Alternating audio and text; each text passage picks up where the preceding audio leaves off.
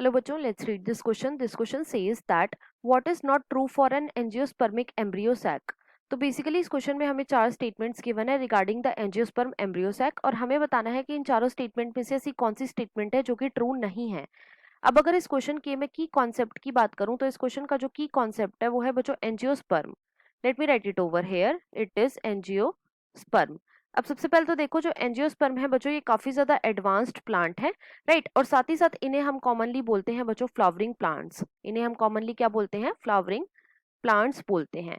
अब देखो क्वेश्चन में हमसे किस चीज के बारे में बात करी गई है, तो बच्चों क्वेश्चन में हमसे बात करी गई है अबाउट एंजियोस्पर्म एम्ब्रियोसैक। तो यहाँ पे हम डिस्कशन कर लेते हैं अबाउट द एंजियोस्पर्म एम्ब्रियोसैक। सबसे पहले तो देखो जो एम्ब्रियोसैक होता है एंजियोस्पर्म का बच्चों, इसे हम बोलते हैं फीमेल गेमेटोफाइट। इसे हम क्या बोलते हैं? It is known as female gametophyte. अब ये जो फीमेल गेमेटोफाइट होता है मतलब कि जो एंजियोस्पर्म का एम्ब्रियोसैक होता है ये कहाँ पे प्रेजेंट होता है? तो बच्चों ये प्रेजेंट होता है विद इन द ओव्यूल।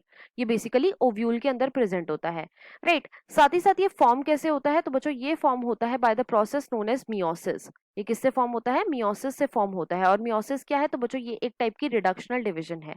देखो होता क्या है कि जो मेगास्पोर मदर सेल होते हैं, मेगास्पोर मदर सेल होते हैं जिसकी शॉर्ट फॉर्म होती है बच्चों MMC।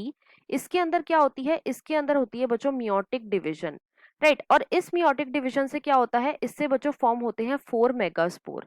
क्या फॉर्म होते हैं? 4 मेगास्पोर फॉर्म होते हैं। अब इन 4 मेगास्पोर में से जो 3 मेगास्पोर होते हैं बच्चों ये तो डीजनरेट हो जाते हैं। 3 जो है ये डीजनरेट हो जाते हैं।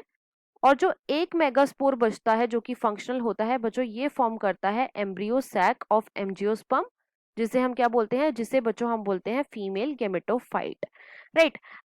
अब एक एक करके हम अपनी सारी स्टेटमेंट्स को चेक करते हैं। स्टेटमेंट 1 में बच्चों हमें क्या गिवन है? स्टेटमेंट 1 में बच्चों हमें गिवन है one male gamete is discharged into it during fertilisation. तो बच्चों ये स्टेटमेंट हमारी इनकरेक्ट गिवन है। क्यों? क्योंकि देखो एंजियोस्पर्म में क्या होता है? ड्यूरिंग फर्टिलाइजेशन 2 मेल गैमीट जो होते हैं ये डिस्चार्ज होते हैं इनटू द पोलन ट्यूब और फिर ये कहाँ पे चले जाते हैं? ये चले जाते हैं बच्चों एम्ब्रियो सैक में।